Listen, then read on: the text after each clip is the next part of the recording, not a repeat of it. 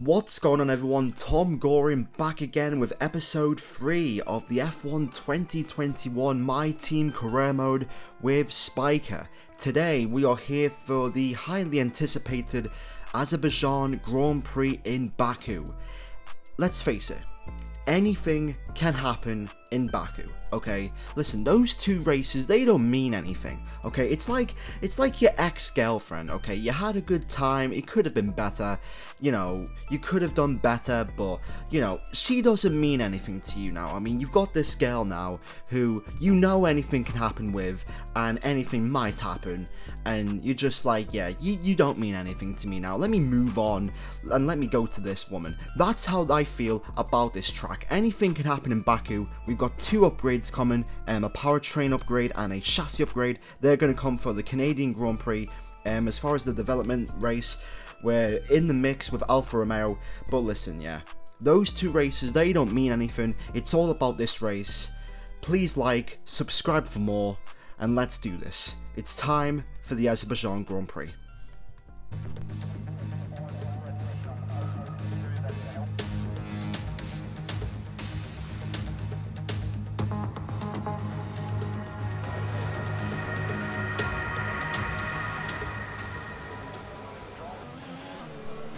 For a racetrack that requires consistency more than actual pace in qualifying and the race, I have my hopes up. Pretty much, this is probably the first time since the game came out that I've actually been in dialed with the game. I have my first custom setup for this race. I used Tiro Limitless's setup. I didn't use his was like a base, and then I just modified it for this car, and we actually found some pace.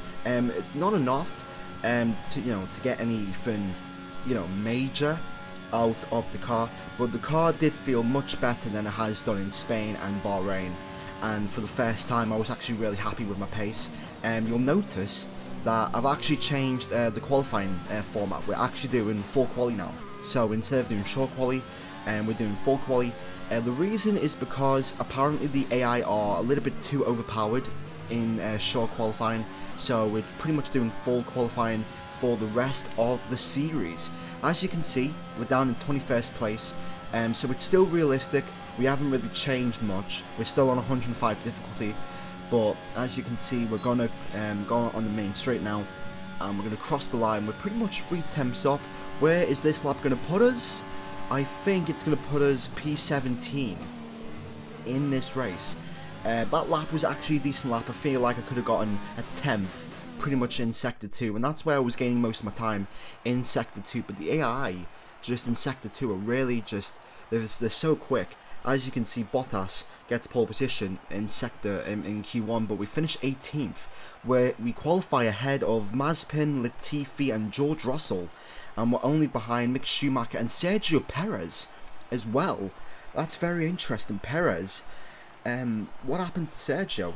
I don't know what happened. I think he crashed. So whatever happens now, as you can see, yeah, it looks like he did crash because he completed Sector 1, but he didn't complete Sector 2 and 3, and yeah, he does have terminal damage. So yeah, we qualify 18th, but we can still score on the points. It's time for the Azerbaijan Grand Prix race. A warm welcome to all of you watching at home to today's Azerbaijan Grand Prix, and a race that in its short history has already proven no stranger to drama. A 4th row start is just about as likely to give you a podium as a pole position would.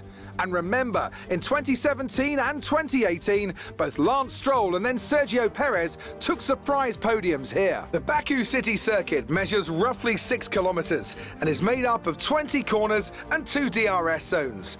The circuit winds around the narrow city, through the old town, and even brushes against the city's medieval walls. However, as beautiful as the setting is, this track is also a ferocious technical challenge, where the smallest of mistakes could lead to catastrophic consequences for all of our drivers. Anthony Davidson joins me once again in the commentary box, and it's fantastic to have you with us here today. But I'm curious, as a man with experience out on the track, how do you stop those pre-race nerves from becoming overwhelming when you're lining up on the grid? But from the moment qualifying's over, you start to feel the adrenaline in your body build up and the buzz in your stomach as you anticipate the run down into turn one. It's all a bit like going into battle, and the unknown situation makes you nervous. Those pre-race nerves are a good thing. The day you don't have them means that you don't care anymore. And of course, you have to make sure that all the procedures are second nature to you so that they're not taking up too much of your capacity. Let's run you through the driver grid order for today's exciting race. Lando Norris will lead us away from pole position, and Lewis Hamilton completes the front row. As we continue through the rest of the grid today, we have Bottas, Ricciardo, Max Verstappen and Sainz, Vettel, Leclerc, Stroll and Yuki Tsunoda, Gasly, Fernando Alonso, Esteban Ocon and Raikkonen, Giovinazzi, Perez, Mick Schumacher and Thomas, Russell, Mazepin, Latifi and Louis Delatraz.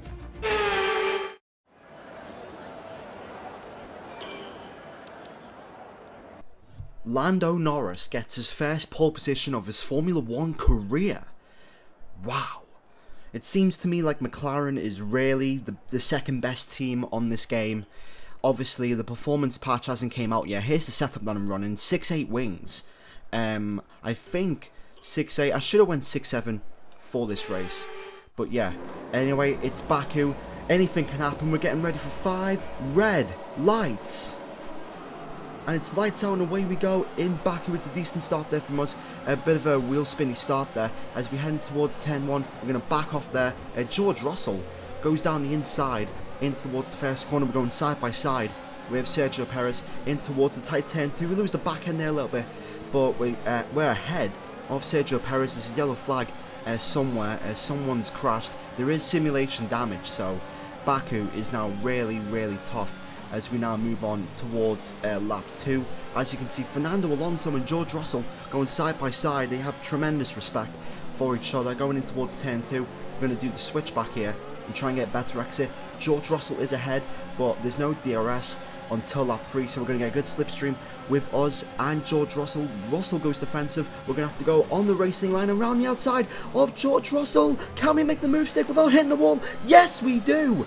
What a move that was. 2 cars in one position. What a move. Looking at around the outside of George Russell. He's on the apex. We're centimetres from the wall there.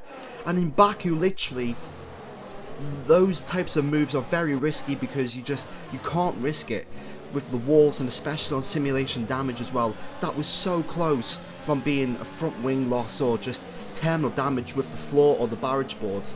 But yeah, we're in P14 in the middle of lap 3, and that's really good. And now, as you can see, this is where, oh, bit of contact there with Pierre Gasly. I automatically checked to see if there was any front wing damage.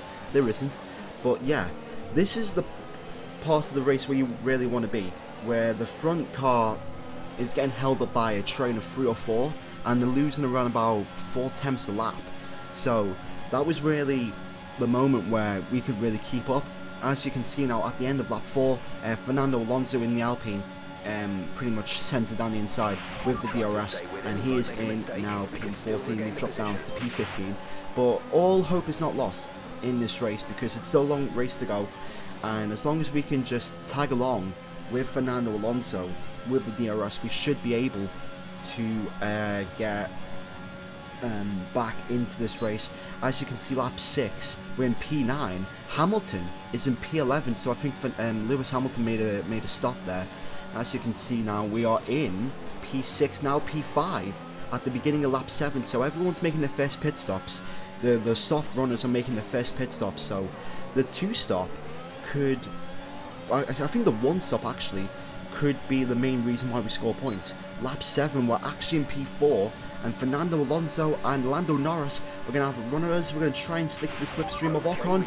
Can we get down the inside here? The whole position there. Norris tries to go around the outside, but to no avail. Norris gets ahead of Fernando Alonso as well, so we keep position 4. I keep getting mixed up with the position counter and the lap counter. I think they've switched them up for this year's game anyway. Lando Norris in the McLaren Mercedes comes back down the inside. There's a green flag there. I think someone's crashed.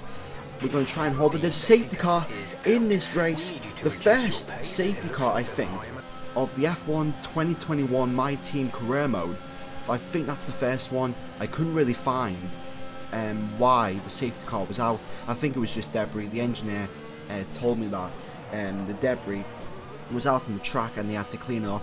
But yeah, if there's one bad thing I'd say about the setup, it's pretty much the tyre wear on the rear tyres. It's not a major difference, the tyre wear between the fronts and the rears, but it is noticeable. Anyway, we're going to come in, we're going to now do a 2-stop. The scheduled strategy was a 1-stop between the mediums and the hards, but now with the safety car we're going to go from the softs to the mediums, and hopefully, since we're going to go on the mediums, that should give us a clear tyre advantage for the last 10 laps. We're scheduled to come in again on lap 15, and as you can see right here, I'm just trying to see if Verstappen does have a time penalty. Here it is at the end of the race. Here's why he got the time penalty for going 3 wide with Delatraz and Charles Leclerc. Believe it or not, Delatraz actually putting up a fight against the Red Bull, and yeah, as you can see, yeah, it just goes in the curb, and yeah, Delatraz is sandwiched. Leclerc's in the wall, and yeah, Vettel as well, he's in that mix as well. Mick Schumacher as well, and yeah, that's a very horrible incident there. Yeah, pretty much. Delatraz just got sandwiched as well. Lewis Hamilton, I think. Where is Lewis Hamilton? I do not know where Hamilton is. Bottas in the lead. So where is Lewis Hamilton? Hamilton, I do not know where Hamilton is. I think he is in 21st. I do not know, but there's a massive pile-up at turn 2 or turn 3, and as you can see, Charles Leclerc, there's Lewis Hamilton right there, so he's got damage as well. So it's a massive pile up, and in all that we've gained a lot of time in this race. So that's why Hamilton got the penalty, and I'm guessing that's why the safety car pretty much came out, even though it was lap 8. So anyway, safety car is coming in. We're going to try and time our restart, just backing off a little bit. Now we're getting ready to go for the restart. We've got a massive jump on Ocon. We're going to go down the inside of the Alpine, and we are in 4th place in this race, and points could be on the cards. We've still got 15 laps to go, so we're not going to count our chickens, but you know, anything can happen in Baku. That's the title of this video. Anything can happen in Baku. Anyone can win. It doesn't matter if you get pole position, it doesn't matter if you qualify last. Anything can happen. Anyone can retire. And as you can see right there, Sergio Perez goes through into 4th place. Listen, that Red Bull, we're not in the same race. There's no point in fighting that Red Bull. You know, we're in the same race, even though we're on different tyres.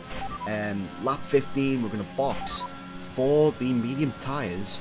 And I was thinking, I was doing the MFD, and Jeff didn't respond. So I didn't know why Jeff just didn't respond. We're coming in now for our second pit stop of 2. We're going to go on the medium tyres, and that should see us to the end of the race. We're going to fall to the game predicted P16, but since we have a tyre advantage, like the strategy in this race is so mixed up. Some drivers are on the mediums, some drivers are on the hards, and some are on the softs like Mazepin and stuff as well. So yeah, as you can see, Verstappen and Ricciardo in the pits, and we are in P15 in this race. So Stroll, Sainz, they're ahead of us right now, but they're on the hard tyres, so we have a much better tyre advantage when it comes to tyre life, and we're going to use it right now. Down the inside we go on Esteban Ocon, Lance Stroll, and that sends us into position 14. Now we've got Carlos Sainz behind Mick Schumacher in the Haas, and hopefully if we get Carlos Sainz, that might actually be a good sign that we could score points with 9 laps to go in this race. We're not giving up yet. The fight for points is still going to happen, and as you can see right now, slipstream, there's a green flag. I think someone's retired, the yellow flag, I don't know who it is. Can we go down the inside? Yes we do, on Carlos Sainz, P11 now in this race. Someone pitted, I don't know who pitted, but yeah, that move was originally for P14,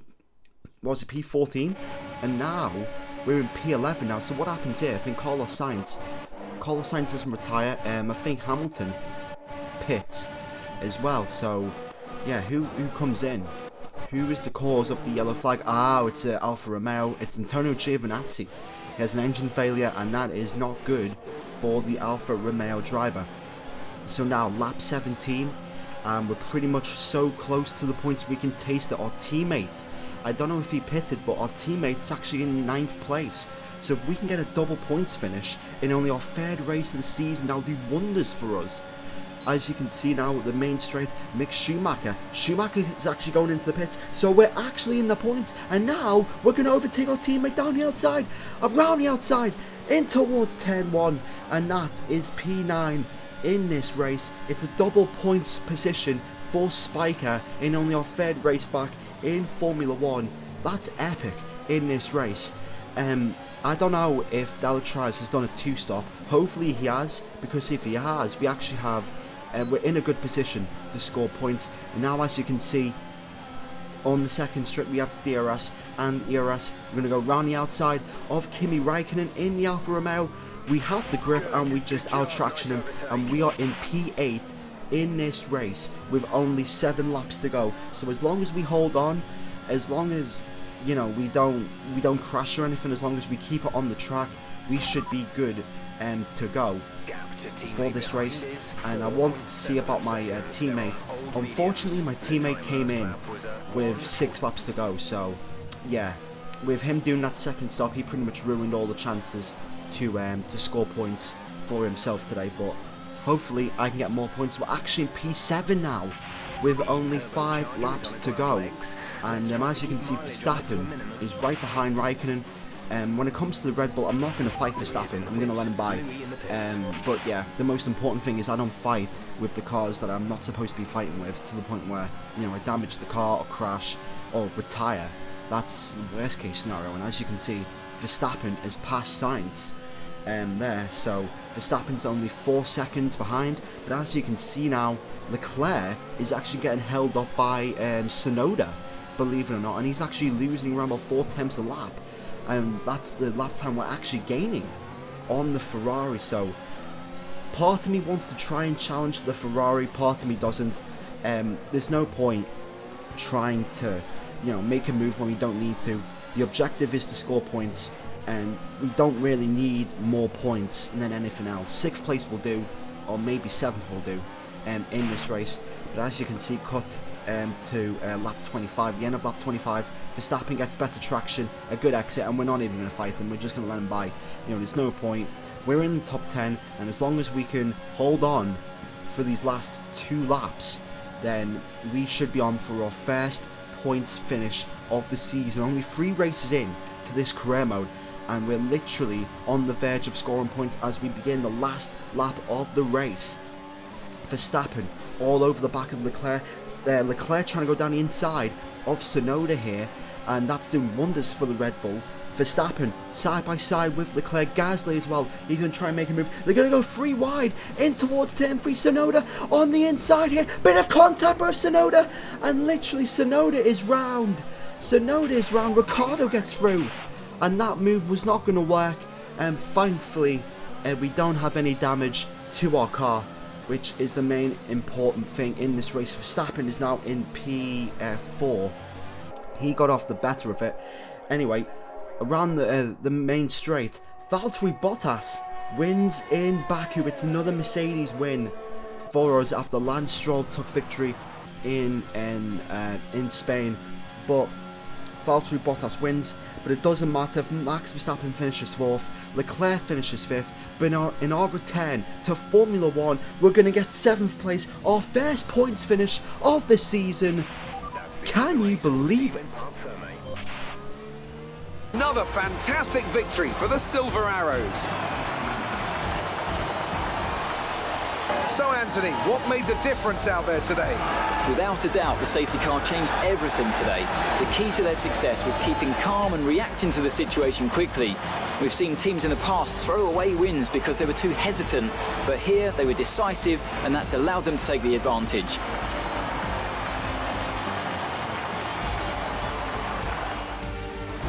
After an excellent performance at the Grand Prix, I'm sure there'll be plenty of celebrations tonight amongst the Mercedes team, and they certainly deserve it.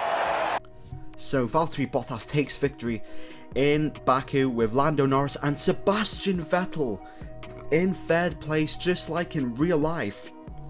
Vettel gets on the podium for Aston Martin, and yet this season is actually turning out to be a decent season. McLaren are fighting, Mercedes, Aston Martin have got a win as well. Max Verstappen finished 4th. We got our first points finish of the season, the most points in Spiker's history. 6 points in this race. Lance Stroll finished 9th. Fernando Alonso finished 10th. Our teammate did finish last though. But if you did enjoy this video, please hit the like button. Can we get to 30 likes on this video? Subscribe to the channel for more F1 2021 content as this week unfolds. Thanks for watching, and I'll see you all in the next video. Goodbye.